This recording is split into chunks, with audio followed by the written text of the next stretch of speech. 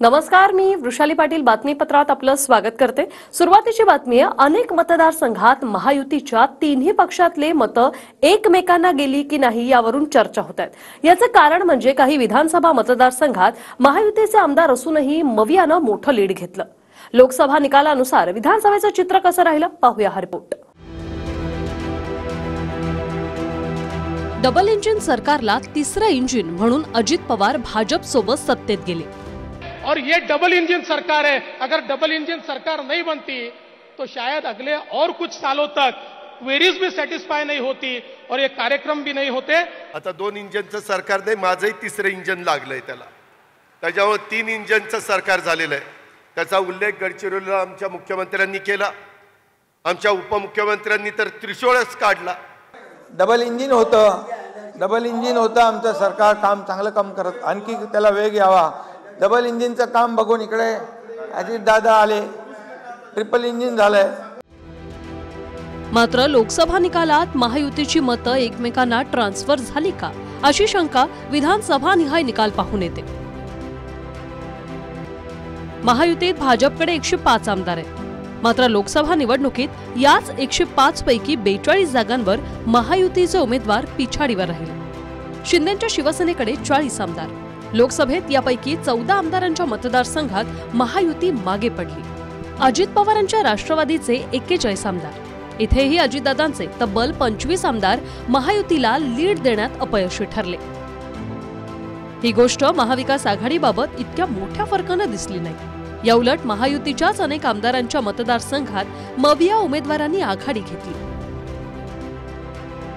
ठाकरेंकडे या घडीला 15 आमदार आहेत, मात्र त्यांना 30 विधानसभांमध्ये लीड मिळालं, म्हणजे अधिकच्या 15 मतदारसंघात ते पुढे राहिले। काँग्रेसकडे 45 आमदार, त्यांना 72 मतदारसंघात लीड मिळालं, म्हणजे आहे त्या आमदारांच्या संख्येहून 27 विधानसभांमध्ये लीड मिळालं।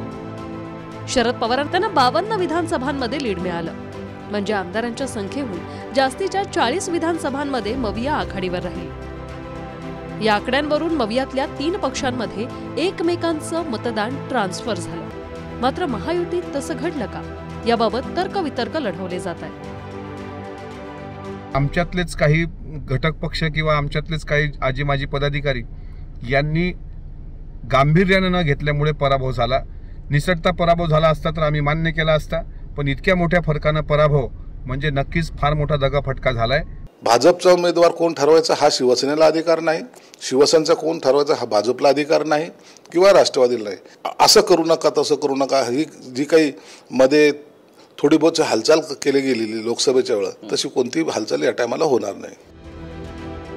सत्ताधाऱ्यांमध्ये फक्त आमदारच नव्हे तर काही मंत्रीपदावर राहिलेले नेतेही आपल्या मतदारसंघात मताधिक्य मिळवून देऊ शकले नाहीत। मंत्री उदय सामंत रत्नागिरी विधानसभेचे आमदार, इथल्या लोकसभेतून भाजपचे नारायण राणे लोकसभेला जिंकून आले, मात्र उदय सामंतांच्या स्वतःच्या मतदारसंघात राणे 10,000हून जास्तीच्या मतांनी मागे राहिले।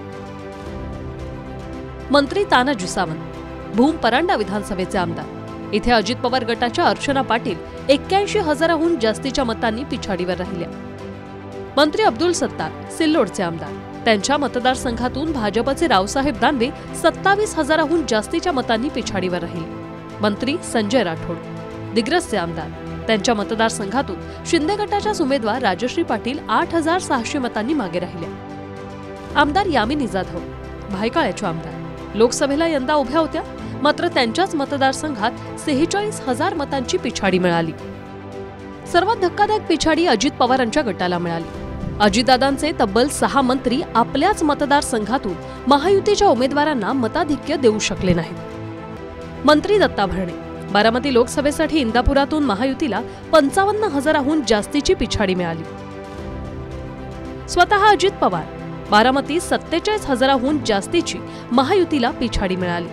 मंत्री दिलीप वळसे पाटील शिरूर लोकसभेत येणाऱ्या आंबेगावात महायुती 11,000 मतं मागे राहिली। मंत्री छगन भुजबळ दिंडोरी लोकसभेसाठी येवला मतदारसंघातून महायुतीला 13,000हून जास्तीची पिछाडी मिळाली। महायुतीकडूनही अजितदादा गटाला खुद्द बारामतीतच फटका बसला, कारण 2019 मध्ये अजित पवार सोबत असताना सुळेंना भोर, पुरंदर, इंदापूर, बारामती या 4 विधानसभांमध्ये लीड होतं, तर भाजपच्या कांचनकुल दौंड आणि खडकवासल्यात पुढे राहिल्या.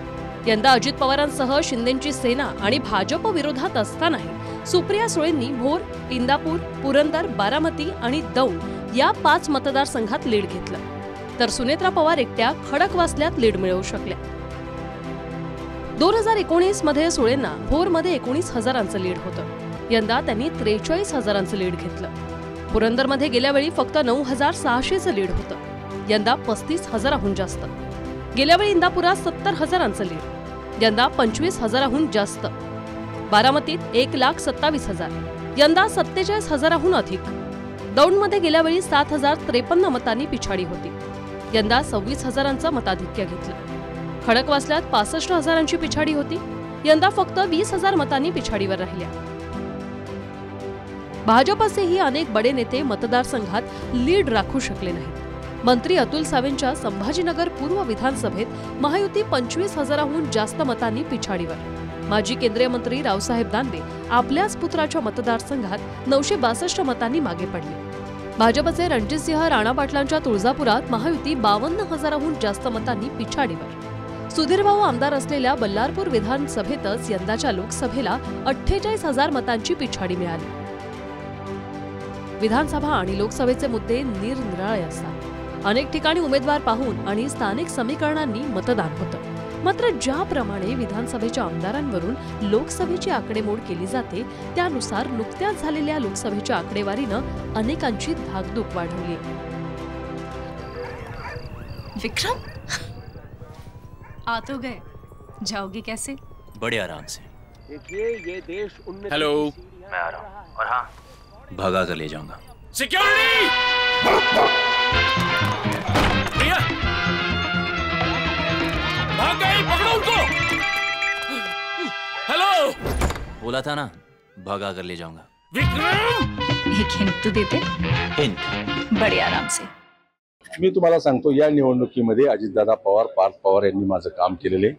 काही प्रमाणामध्ये राष्ट्रवादी काँग्रेस पक्षाच्या तळातला कार्यकर्ता तो सुरुवातीच्या कालावधीमध्ये काही कारणांनी दुखावला होता, तो तसाच राहिला. आणि म्हणून काही मतदार हा वेगळ्या विचारानं जाऊ शकतो. आणि म्हणून जर तसं नसतं झालं तर समोरच्या उमेदवाराचं डिपॉझिट पण राहिलं नसतं. विक्रम, आ तो गए, जाओगे कैसे? बड़े आराम से. देखिए ये देश 19 हेलो, मैं आ रहा हूँ. और हाँ, भगा कर ले जाऊंगा. सिक्योरिटी! भैया, भाग गए, पकड़ो उनको. हेलो, बोला था ना, भगा कर ले जाऊंगा. विक्रम! एक हिंट तो देते. हिंट. बड़े आराम से. मला भुजबळ साहेबांना प्रश्न विचारायचा आहे की भुजबळ साहेब, हा बघा श्रीराम शेट्टीचा सत्कार करताना विनोद शेलार, हे बघा उमेदवाराचा सत्कार करताना भगरेंचा सत्कार करताना विनोद शेलार. मला भुजबळ साहेबांना हा प्रश्न करायचा आहे, भुजबळ साहेब, आपण तुतारीचं काम करताय की कमळाचं काम करतात? बाबा, तू तुझं काम कर, आम्ही भारतीयताचं आमचं काम करू. आमच्या निष्ठेवर तू काय सर्टिफिकेट द्यायची काही गरज नाही म्हणून. Bureau report, TV9 Marathi.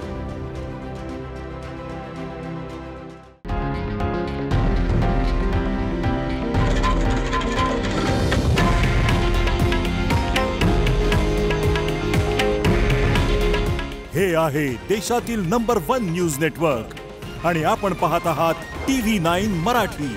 काळजी तुमची, हित महाराष्ट्राचं.